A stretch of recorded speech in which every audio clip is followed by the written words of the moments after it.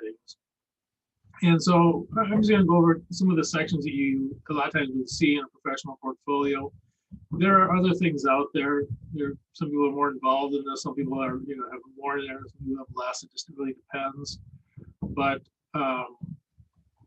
usually it's going to be, and it could vary also by what your background is. So one of the things where I'm just going to go through and see the kind of things that you would usually see in professional portfolio. Okay, first thing, your contact information should be on every page of the portfolio. You do not want to have people looking around when they want to contact you and they can't do it. So at minimum, I would say at least have these first three on your first page, and certainly on your resume, you want to have your full home address. They might be sending you stuff to your house. So these are, and one of the ways you can do it in Word. Well, yeah, let's do it here. If you wanted to have this in Word, you could have this on every page. If you click on that on the header up here, just double click on it. Usually there's nothing in there when you start. So I could just put my all your information will be on this page, but it'll also be on all the other pages too. So my my cell phone is 6.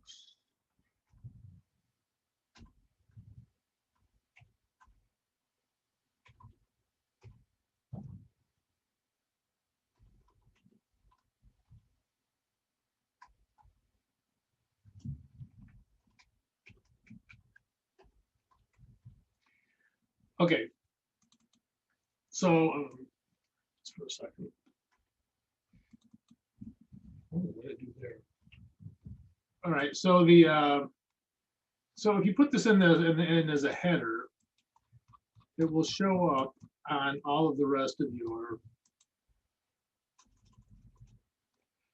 documents, so that it's always there. So if they're reading, it could be your mission statement, it could be anything else, your resume, anything else. They'll have the information there, right there to talk to you. And you can do stuff with the formatting to make it a little more, condensed or whatever. But the idea is exactly the same. Is that you have on every page you should have something on there that identifies that they can get a hold of you. You never know what they're going to be looking at when they decide they want to call you. It's not a bad idea to have that ready. So. And again, you don't want to have people being frustrated looking around for stuff. That's kind of the worst.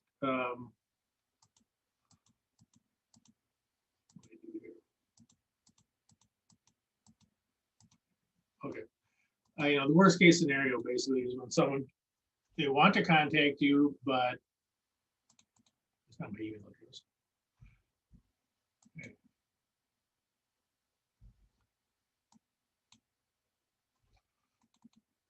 But they can't, are they looking for it? They can't see it or whatever.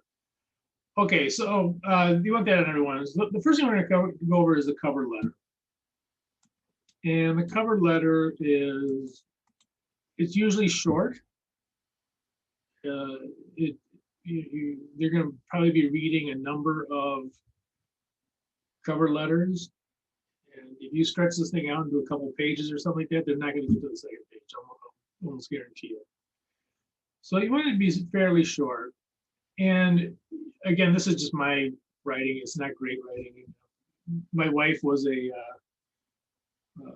English professor. And I'm sure if she looked at this, she would fall over giggling or something. But the idea is exactly the same. And then if you want to expand on it, you can also do that, obviously.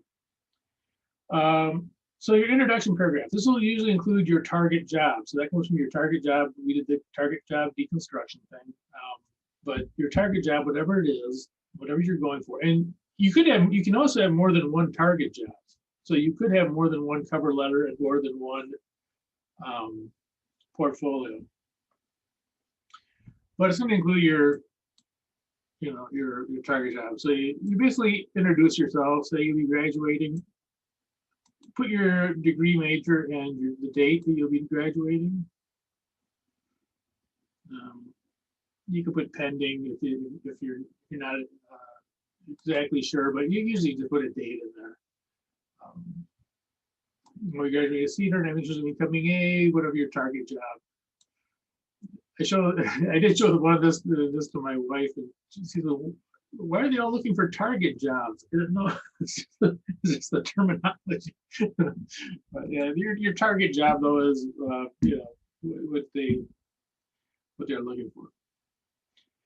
And you can also put something on there to please see my resume for more details. So if they want to look at, see if you want more of what your resume, what your degree, major, and all that kind of stuff is, politely saying, look at, you can look further and you'll see more about it. The skill set paragraph, and this is the one that we were really kind of focusing on with that job deconstruction thing. A lot of these things will be pulled up. A lot of your resumes will be pulled up by searches. The searches will be done by the employers.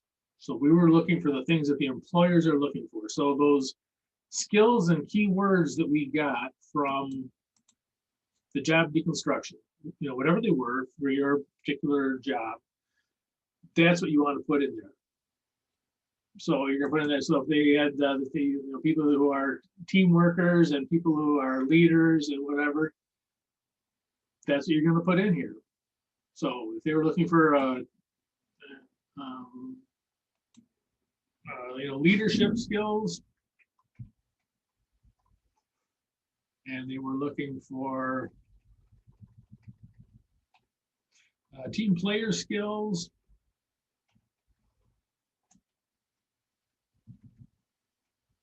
and whatever, I guess we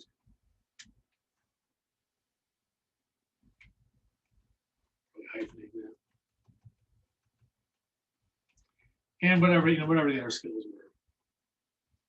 They had dancing skills, whatever they were. So you're going to put those in there because if these are the words that they're looking for, even if they're not the words you would use, you're going to put their words in, and this will hopefully come up. Whatever your major program is, you can also kind of pad this out and throw more of it. During my time as a major program, I learned how to throw in another skill.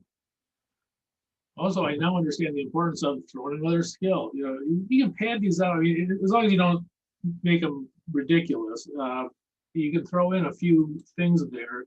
And again, every one of these is a hook in the water. Every one of these is well, I guess the tag is one of stupid, but anyway, those are hooks in the water that some employer look for, and when they do a search on it, your resume or your portfolio will come up. You can throw other things in here. So this paragraph is going to have the skill set, and it's going to have some of your normal stuff in here. If you have an internship, my internship with the name company, whatever the organization was. So you're going to apply that again. This all has to come back to those skills and keywords that we talked about from the job deconstruction. Try to relate all of your stuff to what they're looking for. It might be a little bit of a stretch. Maybe you maybe you worked at I don't know, Amazon.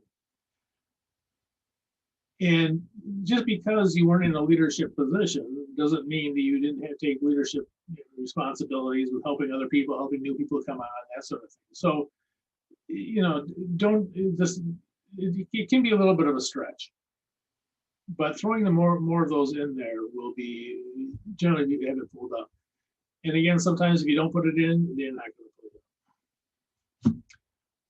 Okay, if you had an internship, internships are good, especially if they're similar or in at least some kind of business that's related to what your job is you're going into.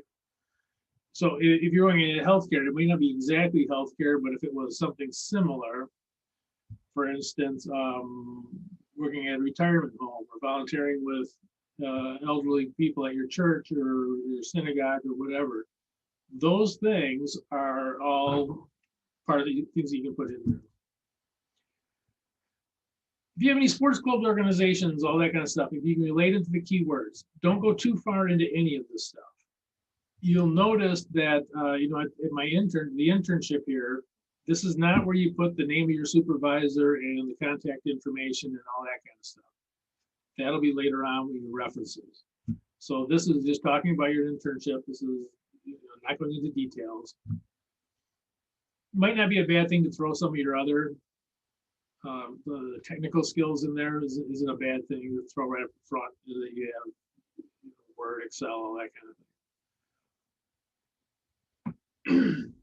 And you're going to reference it below, saying you can see more of this of my work below. Ending paragraph is just, I look forward to seeing you, and I would like to get an interview with you. If you have any concerns or questions, please do not hesitate to contact me. And again, your contact information is all going to be here. So if they want to know anything else, they can contact you immediately. So again, this is a cover letter. It's usually fairly short. And you're going to kind of try to tastefully put in those keywords and skills that they were looking for when you looked at the target job. Because this will be, when this goes into those websites, this is what they're going to use to try to find people. And I think I told you in the past, do not repeat, do not make multiple copies of the term. Some people in the past would say, oh, take this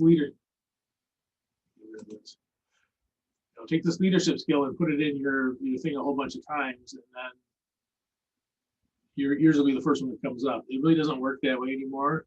And the software that a lot of the larger companies are using will see multiple listings of it and eliminate that as a contender. So some of those tricks that they told you about earlier, some of those are actually can be detrimental now. Okay. Shorten my thing. Okay, so a cover letter is generally fairly short, the basic introduction. Your personal mission statement is usually longer. Now, this one can go on a couple of pages. This is if they are interested. They see the cover letter, they're interested, they want to learn a little bit more about you. This is where that goes. It's still fairly focused on what your job is, but you can go in a little further into it, and so that you can actually kind of express the things that are important to you, and basically you're looking for a good fit in these companies.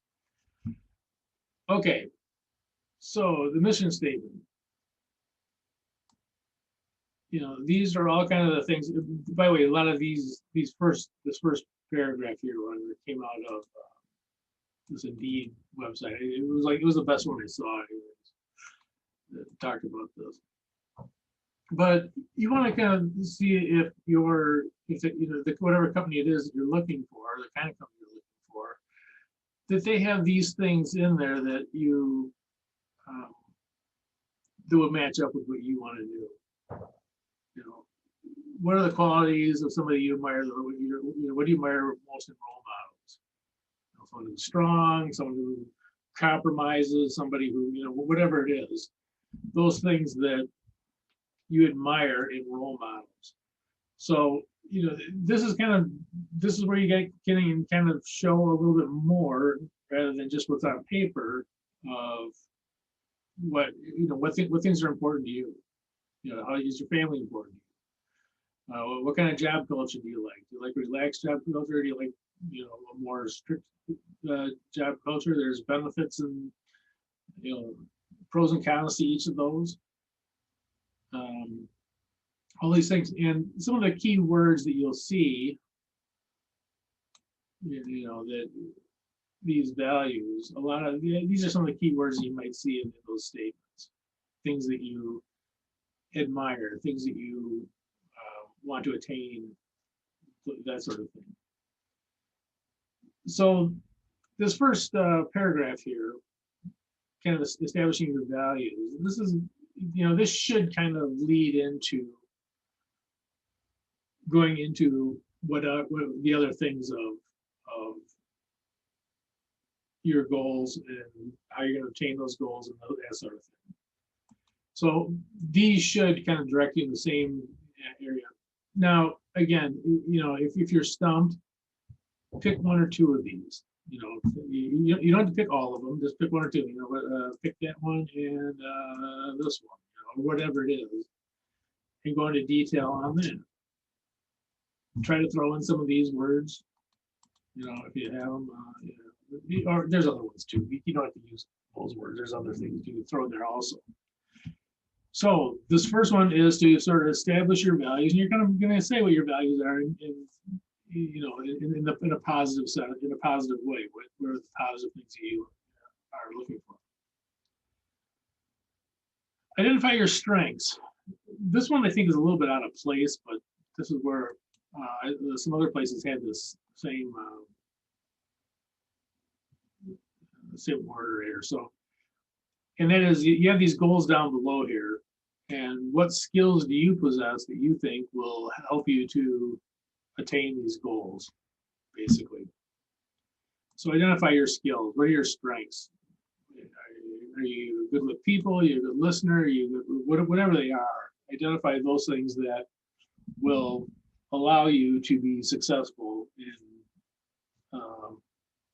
attaining your goals that are described out here. Okay. Describe your goals. Usually professional goals. You can also have personal goals too. You can throw some of those in there. It would probably not go too heavy on the personal goals because, unless they really pertain to what you're doing. For instance, if you're going to be if you're going to be a marketing person for a golf company, the fact that one of your hobbies is playing golf is probably a good thing. You can talk about that, and they'll probably know exactly what you're talking about, and, that sort of thing. If it's some other organization that has nothing to do with golf, you may not want to go too far into playing golf because maybe it has nothing to do with them. And so anyway, it doesn't that everything you do has to match up with what they do, but you're going to want to try to hit more heavily those things that they're going to be looking for. Okay, describe your goals. And usually these are professional goals. Again, personal goals are fine, but professional goals, you certainly want to have those in there. And it's not a bad idea to have short-term goals. For example, that I want to gain experience as whatever your target job is. I want to be a entry-level marketing analyst or whatever it is. That is your first goal, and that's a short-term goal. You want to get that. That comes first. You may want to be a marketing director, but that's going to come later. So this is it's good to have the short-term goal, and that you can say that I want to become entry-level marketing analyst or whatever it is, and then have the longer-term goals moving up the ladder. You could put time frames on here. I want to become this within a year. I want to become that within 5 years or whatever. That's not a bad idea also, especially just for yourself to keep on track. But usually your first job, if this is your first job, your first professional job, I should say, probably your first one is just to gain experience in whatever the job is. All right. And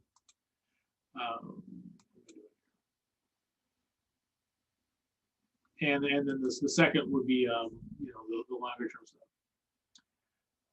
This is one of the things that you want to be careful about. That your long term goals should generally be in the same area as your short term goals. The reason I say that, if you say that your short term goal is to get this target job, you say, but in a couple of years I want to open up my own restaurant. The problem with that is, it costs a lot of money to hire people.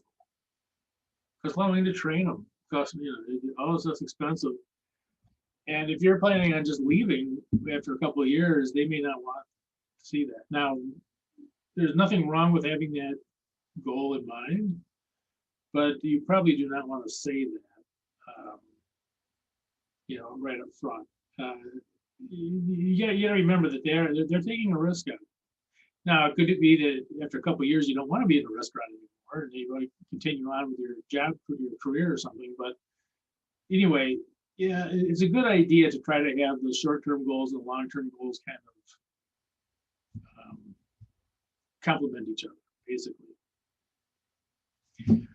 All right, and outline actions to take. My first step towards my goals is to obtain the job. My second step will be to get the experience I need, and the skills, whatever skills you think you'll need beyond that.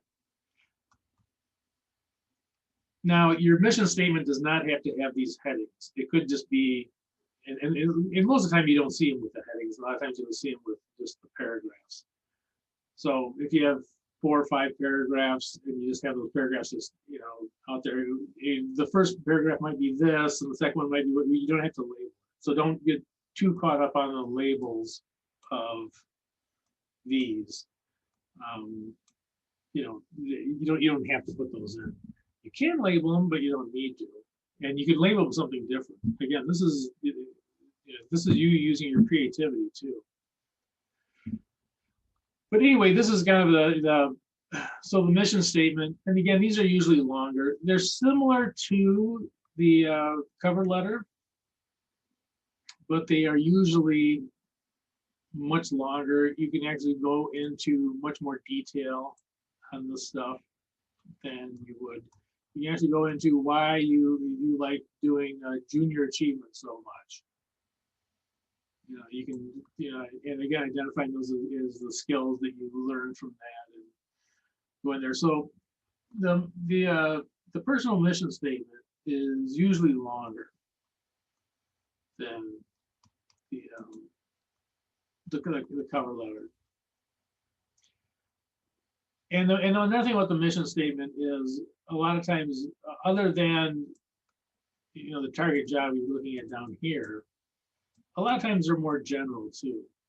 Whereas a cover letter, you might be applying for a specific job and you would have things in there about that specific job. I'm applying for the job of assistant marketing analyst or whatever it is. You be more specific by the company that I want the General Electric company for systems analysts or whatever it is. So these can, you have cover letters and these can be more specific. Not uncommon at all for people to have multiple, certainly multiple cover letters, multiple resumes. Mission statements are usually fairly stable, but you can adjust them a little bit. So it's not unusual to have those kind of things. And more than one resume, there's nothing wrong with doing it. More than one resume, more than one cover letter, all that sort of thing. It's a good idea, as a matter of fact, to do that, so that you can hone in on those on the position that you would like to get. And your first job, because you don't have experience usually, sometimes it's even hard to tell which one you do. Do you want to be a marketing analyst or do you want to be a marketing representative or what? It's difficult to tell. So you may even just want an entry level job as a professional into the business to see what you want to do. And that's not unusual at all either. I came from an accounting background. In accounting, a lot of times you go into auditing, which is what I did. And a lot of times you go into auditing because you get to see a bunch of different operations and you can kind of figure out what you want to do. Okay. So that is the personal mission statement. When you look at these statements, sometimes they're 1 page long, sometimes they're 5 pages long. It just kind of depends on the person and what they're looking for. Okay, resume. Now this resume is set up for your first professional position. So this is your first job as a professional. Most resumes, when you see them, they'll say to put your work experience first. That is not what you want to put for your first professional job, that's not what you want for first. Usually your work will not directly apply to your first professional job. If you want to be a marketing analyst, you're probably not working as a marketing analyst now, or you're going back to school. So a lot of times these first jobs, experience is not expected. So you don't put that first because it's not expected. You kind of lead with your strong suit. What's your strong suit? Well, I just got my education. I got my degree. You generally don't put your high school in there. Once you get a college degree, you do not put your high school in. When you go through the hiring process, there's some places that will require your high school for whatever reason. I went to work for U.S. Steel, and U.S. Steel when I was there in the 90s, but it was still run like it was in the 1950s, and they wanted my high school, they wanted classes in my high school. I can't remember any, but I had to go dig them up and find them. But anyway, generally speaking, you're not going to put your high school on there because that's usually not what they're hiring for. If you got a college degree, it's assumed that you passed high school. Okay. Professor, quick question. I'm sorry. Yeah. Can you just go over the mission statement one more time? Yeah. Really quick. Yeah. It's just, the mission statement is basically a little bit more detail about your goals and how you plan on, those things that you think are important, your values, your goals, and then how you're going to obtain them. Usually we're talking about professional goals. It's possible that there are personal goals in there too, but I say you're probably going to focus most of this on the professional goals of what you want to obtain. And by the way, I would strongly encourage you to,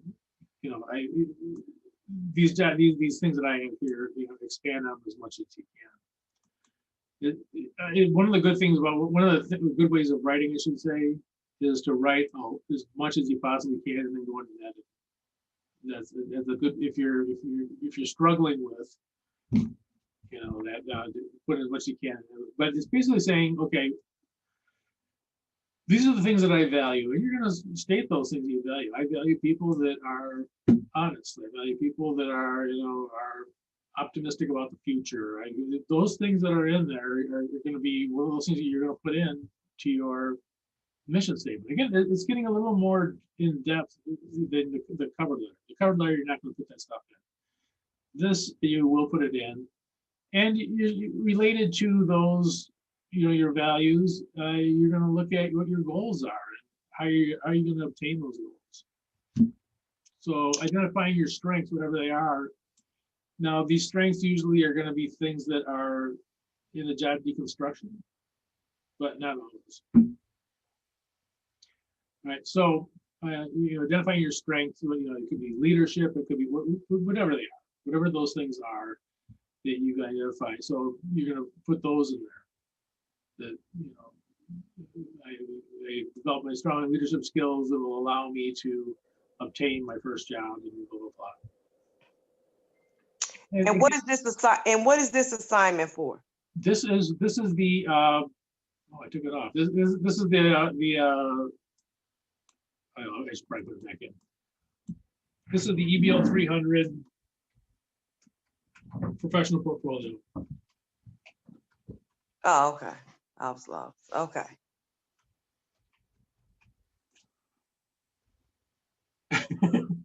That ain't how you spell it. Yeah. Don't put that. Another thing I put in the somewhere is do a spelling and grammar check. There's nothing more. The most important thing to me, and then there's nothing. All right. So I think I said guidance.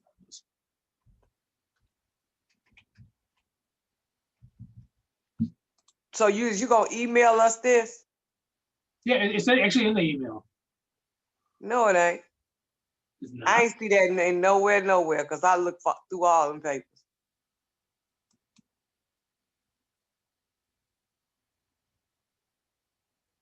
Let me send it out again.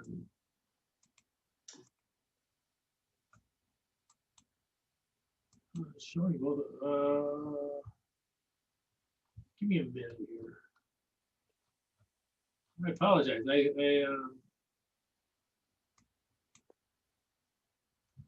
Send them again.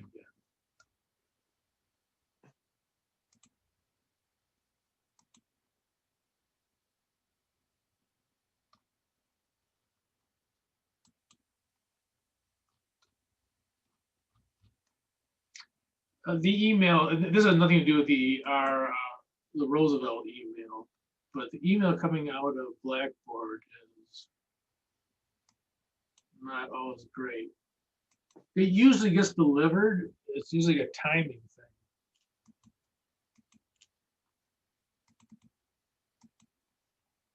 Okay, let me say. Okay, I got it.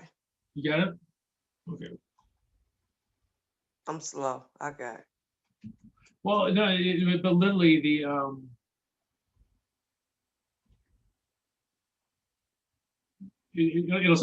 I've had it not send things out for up to 12 hours, which is yeah.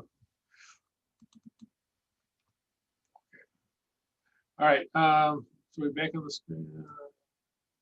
Yeah, so and this mission statement, again, this is one that you may not have done in a previous class. So the mission statement, again, it's usually longer. It's about your goals, what you value in people, what you value in work situations, and what you're looking to do with your, with your career.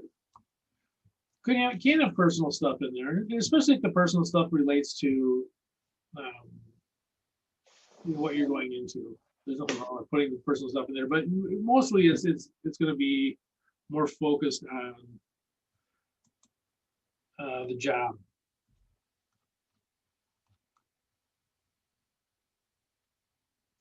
Okay, the resume, most of you guys have already done these before, but the resume, a couple things. The education is usually what you put first. It's your strongest suit. It's what they expect you to have. And I would say at minimum put it,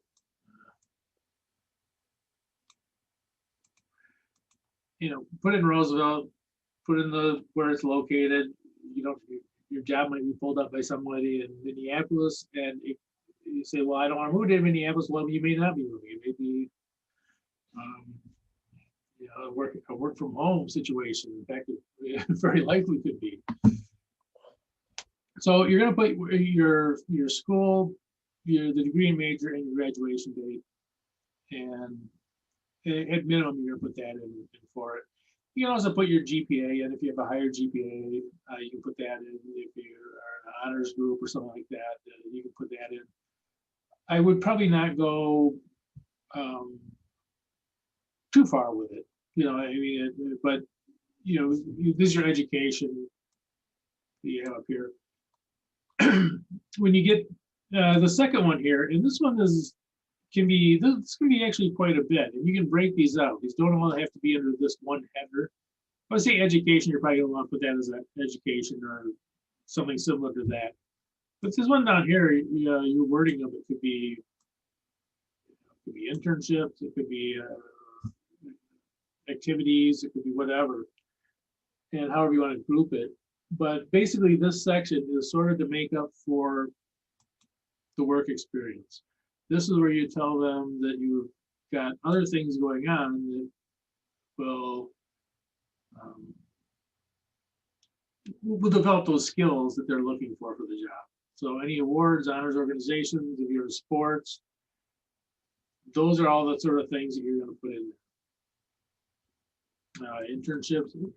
If you get an internship, especially if it's a good internship, I would definitely put that in there. Internships are very highly looked upon because it's real world experience. Okay. Skills come in two different flavors generally. You can lump them together if you want. There's nothing wrong with doing that. But they have technical skills, which are the hard skills. And sometimes called that. I don't know, it's kind of a funny term. But these are ones that apply directly to whatever the job you're doing. So this is your telling that you can use Word and Excel and PowerPoint and all that. Also, if you have skills that are less mainstream and more directed towards your actual career, you can put those in there too. So for instance, if you did C++ programming, that is a skill. All right, technical writing, financial accounting, all those are additional skills. So these are skills that are directly related to the job. Now, soft skills, you say, well, soft skills, who cares? You know, that sounds like it's not very, that sounds weak, right? Soft skills. Soft skills are one of the key words that they look for a lot nowadays. In the past, they would try to get the very best people they possibly could for these jobs. And they kind of found that a lot of times that it was a bad fit. If you have somebody who's really good at doing something, but they yell at the customers, drive the customers away, well, that's not good. And so a lot of times these soft skills, well, the term maybe sounds a little bit watered down, are actually very important to employers. So, you know, teamwork, leadership, the main ones that you would think that they'd want to see. Those are the soft skills, and you got to work those in. You probably don't have to go too much into justifying these. I mean, you'll be more specific up here with these, but it's very hard to show. Up here, you can show proof. Okay, I had 3 classes of C++ programming. You're down here. It's very hard to prove that you have leadership skills. So I wouldn't worry too much about trying to justify, at least not in your resume. You may have to justify it when you go into the interviews, and I would definitely prepare for that. Okay, work experience. For any level position, do not worry that your work experience does not directly relate to the target job. This is expected. Probably a bad way to say that. It's expected that it's expected that your work background does not relate. If you would not have a marketing job if you had a marketing degree. So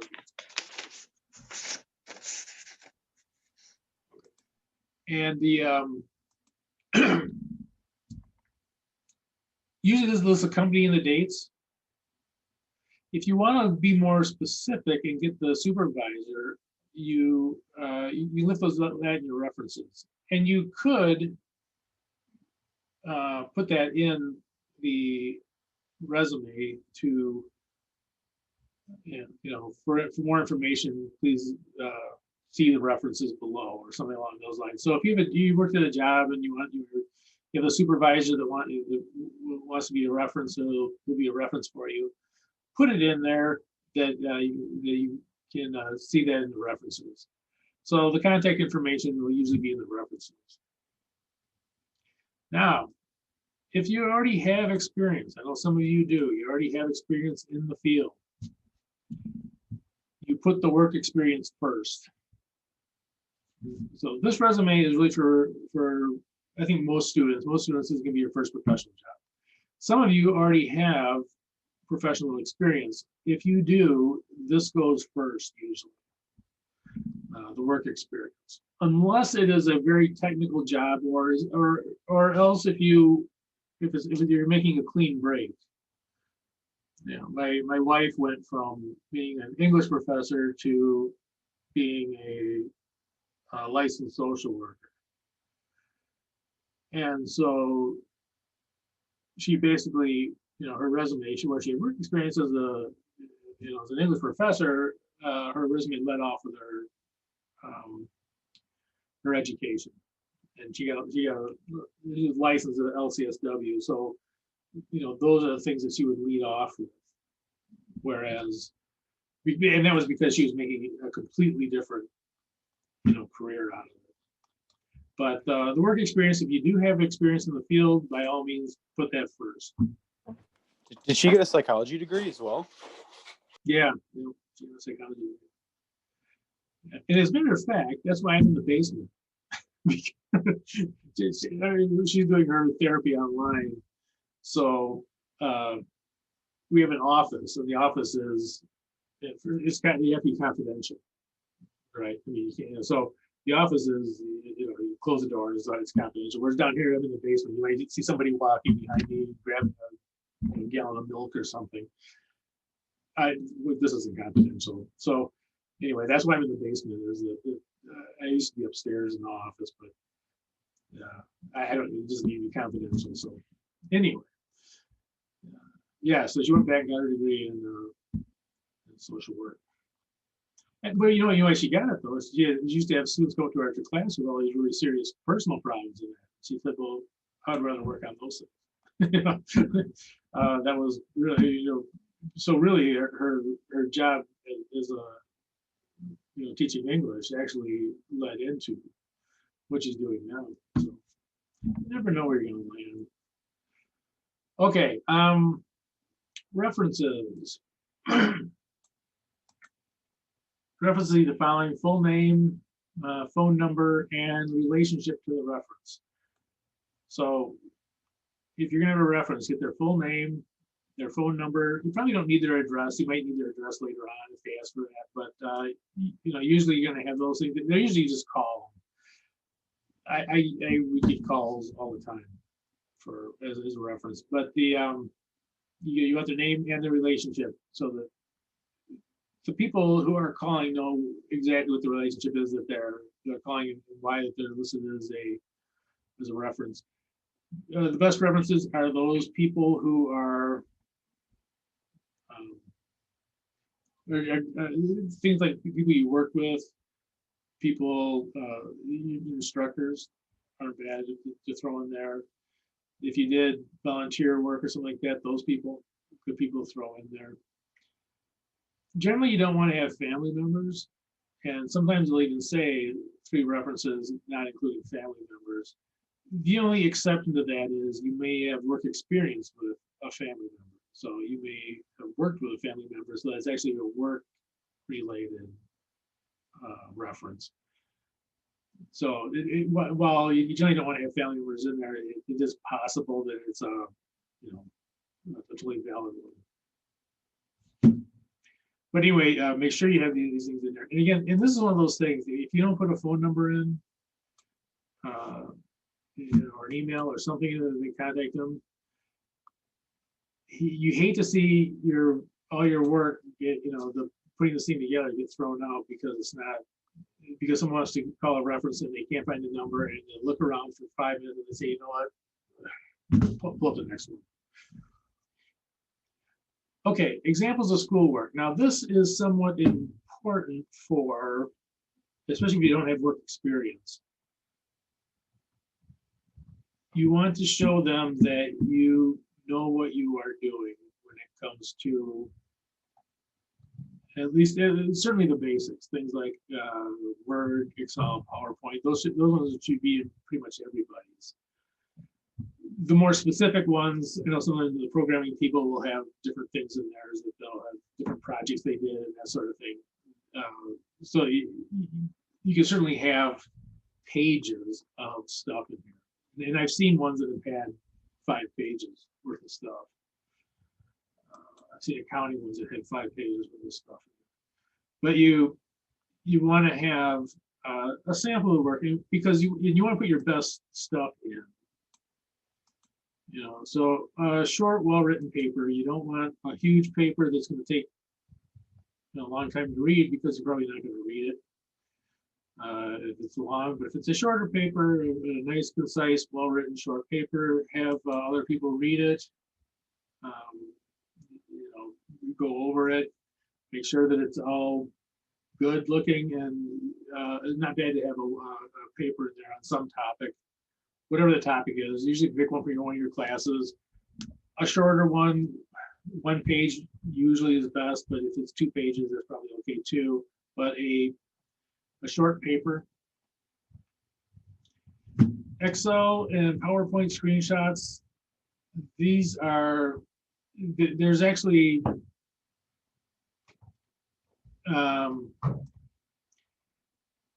a way you can insert these as a picture rather than as a PowerPoint or as a Excel, especially Excel. Excel can get messed up pretty quickly. Inserting Excel into a Word document, a lot of times it'll insert as a table.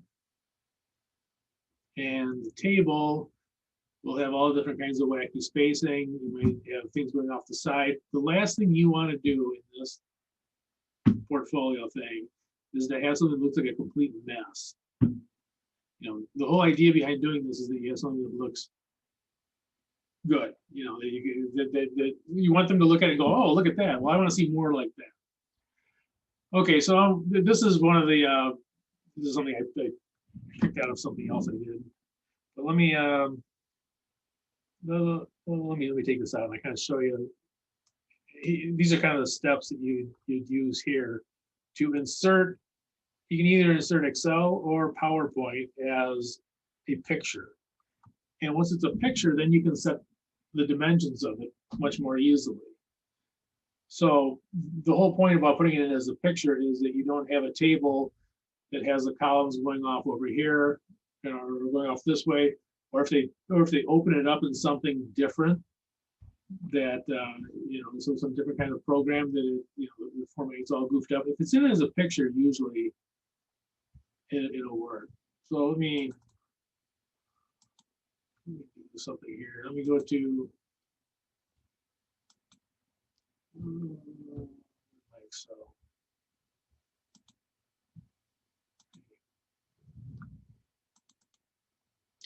Okay, so here's my Excel sheet, and this could be any Excel sheet. This is something from the class I had. But anyway, if you wanted to insert this, you know, let's say we want to insert this part into the document. I would encourage you to dress this up. This looks pretty boring, and I know that, you know, it shouldn't matter. It should be the content, but you may want to, you know, fix it up a little bit, put some color into it.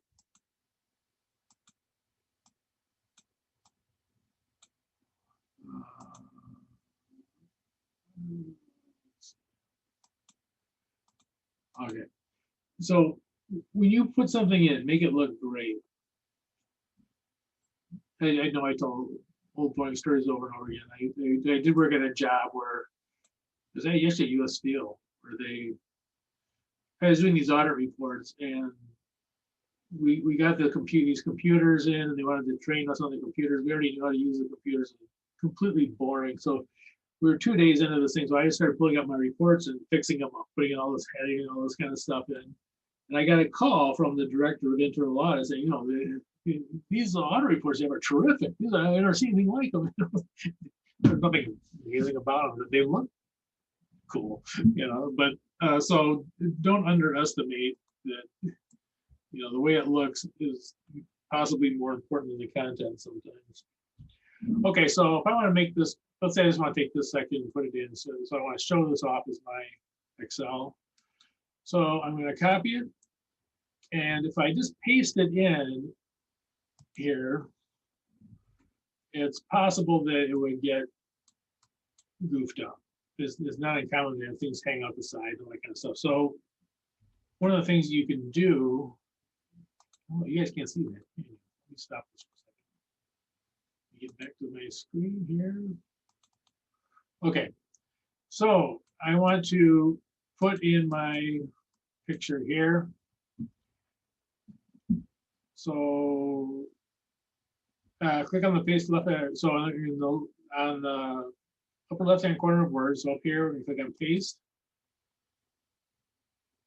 paste special, and picture, enhanced meta file. I don't know even what that means, but the picture one, enhanced meta file is what you want to pick. And now this is actually a picture. You don't have to worry about the columns, the spacing, and all that kind of stuff. It can get really messed up in Word. And the nice thing about it is now you can edit it like a picture.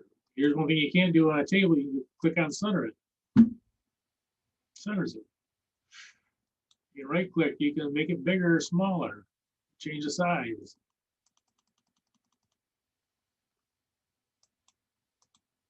So there's all kinds of things that you can do when it's a picture that you can't do if it's inserted as a table. Basically, was what it inserts as a table. And let me see, you can format the picture even if you want.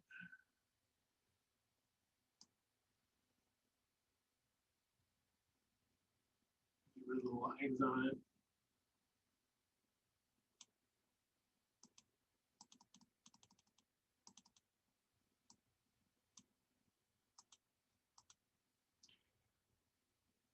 So, these are little, sort of tricks that you can do with this. But again, inserting it as a picture is usually a good thing. You can also do it with the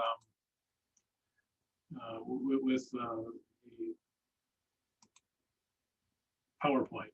You can do it also. You can insert it as a picture. And again, the nice thing about doing that is that it's much more likely that it won't get messed up. The last thing you want to do is show them your work. Your work looks terrible. That defeats the purpose.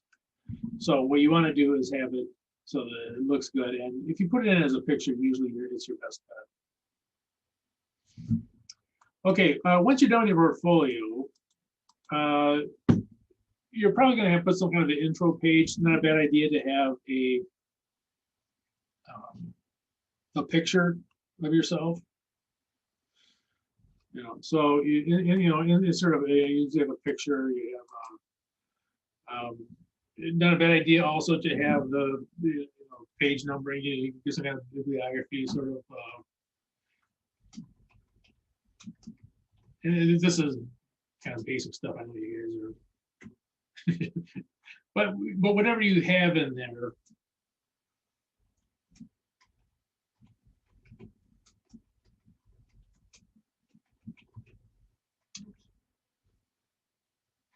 Spell it correctly.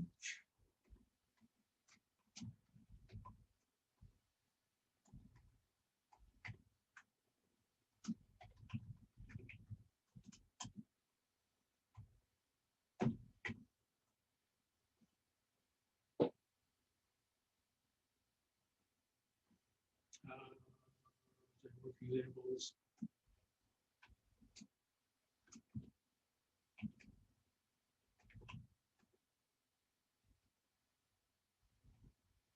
Kind of like technical skills example, whatever it is.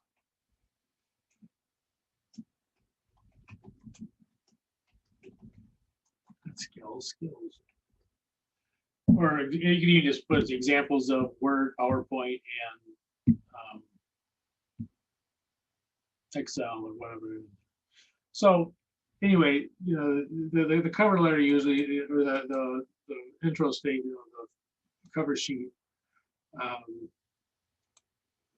just like the way you do in other classes, they just show what they are going to be seeing when they do this.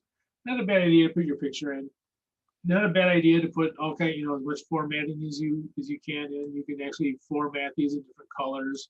Make sure that it's easy to read. So usually if you're using white background, put in the darker colors. Again, you can change the colors as long as they can read it. Don't worry too much about Another thing is they're probably not going to print it out. They might print it out, but a lot of times they won't. And if they do print it out, they're probably going to call you in because they're not just going to print out 30 resumes and cover letters and all that kind of stuff. So don't worry too much about the formatting as far as how it's going to show up printing. You don't worry about this. How's that going to print? They're probably not going to print it. So I wouldn't worry too much about it. And again, don't be afraid to throw colors in. Don't formatting, all that kind of stuff. Not a bad idea at all. All right, any questions on any of this? Again, really the only thing that's new, you guys have done the cover letter and the resume. The mission statement is probably a little bit new. You can go online and look at the people's mission statements. There's also some in our and the examples in Blackboard, their student examples. You can see student examples of their professional portfolios. Some are good, some are not so good. Even the ones that aren't so good, though, you can probably learn something from. So take a look at them, see the things that they do well. Put those things in yours. See things that you don't like, don't put those in. Any questions? No. Okay. Well, if you have any questions, you can go ahead and email me, and we'll figure it out. Did you put a copy of this on Blackboard? I haven't yet, but I will. That's a good idea. Okay, my portfolio is done, except it ain't got this cover letter. Well, and it don't have a personal mission statement. But it got everything else in my work. I ain't putting no picture in there. So is that all they need to go in there? Because I'm done. Yeah, well, you're definitely going to want to put the cover letter and the mission statement. Okay. Yeah, and again, the cover letter is fairly short, just dozen sentences basically, and the mission statement is usually a little longer. And by the way, you can also look up for the specific job you're looking for, people that have personal mission statements for that job. That's not common at all, and see what they did. You don't have to recreate the wheel.